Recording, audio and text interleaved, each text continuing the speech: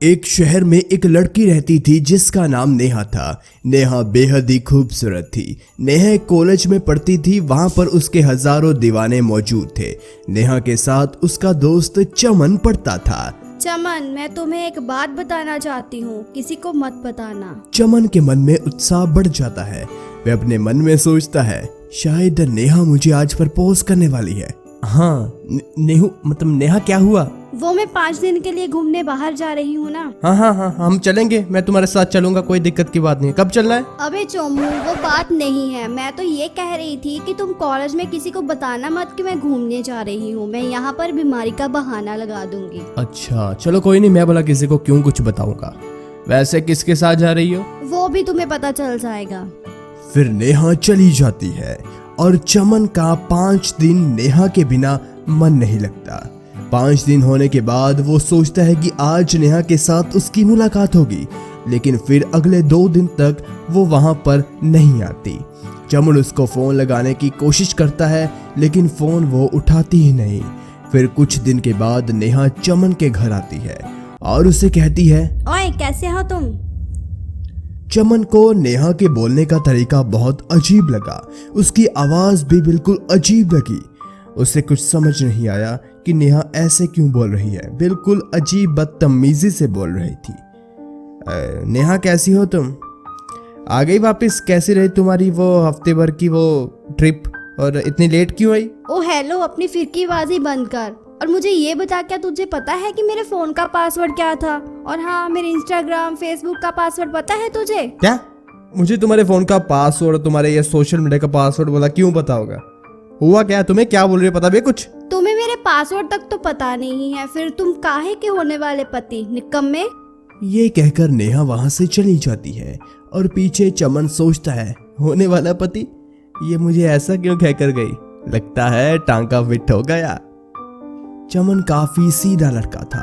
शायद नेहा उसका फायदा उठाने की कोशिश कर रही थी। वह अपने छोटे मोटे कॉलेज के काम और अपने घर के काम चमन से करवाती रहती थी। काफी चालाक थी नेहा। इसके बाद चमन नेहा को रमन के साथ बातें करता सुन लेता है। तुमने मुझे पहले इतने सालों से क्यों नहीं बताया कि तुम मेरे पीछे इतना पागल हो? तुम मुझसे इतना प्यार करती हो? मुझे लगा कि तुम उस चोमू के साथ प्यार करती हो। अरे यार, तुम क्या उस चोमू की बात कर रहे हो? मुझे नहीं पता उसके बारे में कुछ भी। मुझे तो बस तुम्हारे बारे में पता है। ये सुनकर चमन अंदर से टूट जाता है। वे अपने आप को निकम्मा बदसूरत समझने लगता है। घर आकर रात को अकेला ही बड़बड़ाता है, मैं बेकार हूँ। मैंने ही ऐसी ऊटपटांग चीजों को अपने दिमाग में रखा। मुझे पता है कि मेरी औकात क्या है, फिर भी मैंने ये सब कुछ सोचा। मैंने नेहा का इतना किया, लेकिन आज वो उस अमीर ज़ादे रमन के पास है। दिल साफ होने से कुछ नहीं होता, जेब भी भरी होनी चाहिए। फिर अगली रात को नेहा फिर से चमन के घर आती है। उसे कहती है, मेरे चोमू कहाँ हो तुम? ये बात सुनकर चोमू को, मेरा मतलब चमन को गुस्सा आता है और वो सोचता है कि आज वह नेहा से सारे रिश्ते नाते तोड़ देगा। उसकी घनी बेइज्जती कर उसे यहाँ से भेजेगा। क्या काम है तुम्हें? क्यों आई हो यहाँ पर? वो तो मैं तुमसे एक बात करना चाहती थी। क्या तुम? बस अब तुम यही बात कहने वाली हो कि ये बात किसी को मत बताना। मैं पहले ही बता देता हूँ कि मैं ये बात सारे लोगों को बता दूंगा। मुझे अपनी कोई बात बताने की जरूरत नहीं है। और हाँ, अगर कुछ ज्यादा ही पर्सनल बात है तो उस अमीर ज़ादे रमन भैया को बताओ ना। मुंह उठाकर किसी के भी घर चली आती हो। मुझे पढ़ने दो और जाओ। अच्छा तो तुम ऐसे हो। वह तो तुम्हारे बारे में बहुत बढ़िया बातें कर रही थी। अच्छा चलती हूँ, बकवास ज्यादा करने की जरूरत नहीं थी वैसे। वह तो तुम्हारे बारे में ये क्या कह गई? फिर अगले दिन रात को नेहा फिर से रमन के पास जाती है। उसे कहती है, रमन, क्या तुम मुझे मेरा रोल नंबर बता सकते हो? क्या? अरे जिस लड़की के पूरे कॉलेज में सबसे ज्यादा नंबर आते थे, जो कि सारी किताबों के हर पन्नों पर हर क्वेश्चन को याद कर चुकी थी, उसे अपना रोल नंबर भूल गया? ये कैसे हो सकता है? दूध पीना छोड़ दिया या बादाम खाने छोड़ दिए? फिर अगले दिन चमन को एक फोन आता है। आगे से आवाज आती है। आवाज सुनकर चमन हैरान हो जाता है, क्योंकि वह नेहा की आवाज होती है। वह काफी डरी हुई नजर आ रही थी। वह कॉल को कट कर बाहर ही जाता है, पर तभी वहां पर नेहा आ जाती है। चमन उससे पूछता है, क्या हुआ नेहा, तुमने मुझे अभी कॉल की, सब कुछ ठीक है ना? नहीं, मैंने तुझे कोई कॉल नहीं किया। बता, मैं तुझे क्यों कॉल करूंगी अगर मैं डरी भी हुई तो? मैं तो तुम्हें यहाँ पर ये कहने आई थी कि तुम कॉलेज आ जाओ। अब सर ने मुझे बस ये कहने के लिए तुम्हारे पास भेजा है, वरना मैं तो तुम्हें मुंह तक ना लगाऊं। इसके बाद चमन उसे कहता है, वो हैप्पी बर्थडे नेहा, मुझे माफ कर देना कि आज के दिन भी मैंने तुमसे ऐसे बात की, और इसी वजह से मैं बाहर आ नहीं रहा था, कॉलेज भी नहीं आया क्योंकि मैं तुमसे बात नहीं करना चाहता था, और जन्मदिन वाले दिन तुम्हारा मन ना खराब हो इसलिए मैं घर पर ही रह रहा था। जन्मदिन? किसका जन्मदिन? मैं कुछ समझी नहीं। मेरा जन्मदिन तो 15 सितंबर को आता है। अरे क्या हुआ तुम्हें? वह तो तुम्हारा जन्मदिन कागजों पर है, तुम तो अपना जन्मदिन 20 अगस्त को मनाती हो, तुम्हारे घर वाला भी इसी दिन मनाते हैं। अरे क्या हो गया तुम्हें, आजकल छोटी मोटी चीजें भूल रही हो? हुआ क्या है? कुछ नहीं हुआ मुझे, ठीक हूँ, मैं चलती हूँ। फिर अगली रात को चमन को कॉल आती है।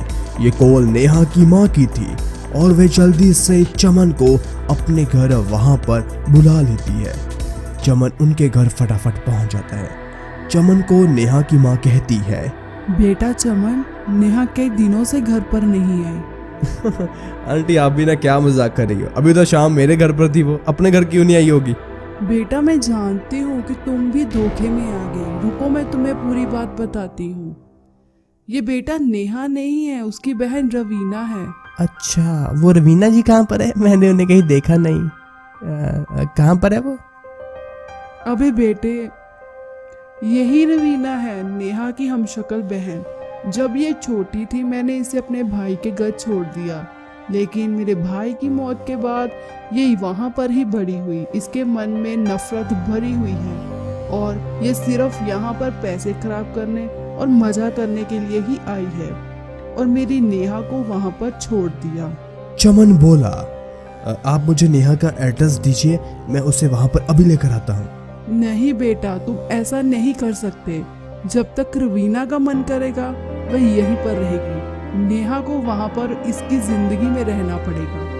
मैं भी कुछ नहीं कर सकती बेटा, क्योंकि मेरी दोनों ही बेटियां हैं। हाँ, तुम किसी तरह रवीना को यहाँ से भगा दो, तभी नेहा यहाँ पर आ पाएगी, वरना नेहा नहीं आएगी जब तक रवीना नहीं जाएगी। अब लगता है कि अपन को असली रंग दिखाना ही पड़ेगा।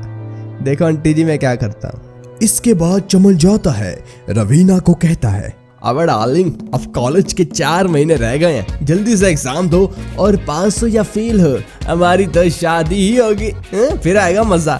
ओए आधे पके शाहरुख खान, शक्ल देखी है तुमने? मैं तुमसे शादी करूंगी, चल निकल यहाँ से। ऐसा मत करो डार्लिंग, वरना मैं तुम्हारे ऊपर केस कर सकता हूँ। हमारी कोर्ट मैरिज हुई पड़ी है। अच्छा, अब सुंदर लड़की देखी नहीं, मतलब कुछ भी बकवास करोगे, मतलब कुछ भी। अरे यार, तुम गरीब लोग भी ना बात को मानते नहीं। तुम्हें तुम्हारी माँ की रिकॉर्डिंग सुनाता हूँ। रुको रुको, क्या दिक्कत क्या आ रही है? चमन रवीना को उसकी माँ की रिकॉर्डिंग सुनाता है, जो कि उसने कल ही जानबूझकर करवा ली होती है, क्योंकि सारा प्लान उसके दिमाग में था। देखो मुझे माफ करो, लेकिन मैं वो नहीं हूँ जो तुम समझ रहे हो। मैं वो हूँ जिसे तुम समझ नहीं सकते। अरे यार, ये समझना समझाना तो लगा रहेगा ना बाद में। पहले ये बताओ, शादी घर पर होगी या कोई पैलेस वैलेस बुक किया होगा? है अबे तुम्हें समझ में नहीं आ रहा, या पुलिस को बुलाऊं? हाँ ठीक है, बुला लो पुलिस को। तुम्हारी अम्मा को भी हम अंदर करा देंगे और उस रमन को भी, है ना, उसके ऊपर भी केस ठोकूंगा मैं कि मेरी बीवी को छेड़ रहा था, और तुम्हारे ऊपर भी। रुको रुको, तुम्हें एक चीज दिखाता हूँ। नहीं नहीं, मैं नहीं हूँ, ये तो नेहा है। तुम पूरी बात क्यों नहीं समझ रहे हो? हाँ, अब आई ना लाइन पर। अब जहाँ से आई हो ना वहाँ पर चली जाओ जल्दी से, और नेहा को यहाँ पर भेज दो, वरना तुम्हारे साथ ही शादी कर लूंगा। फिर इस तरह से चमन से शादी के डर की वजह से रवीना यहाँ से चली जाती है, नेहा वापस आ जाती है।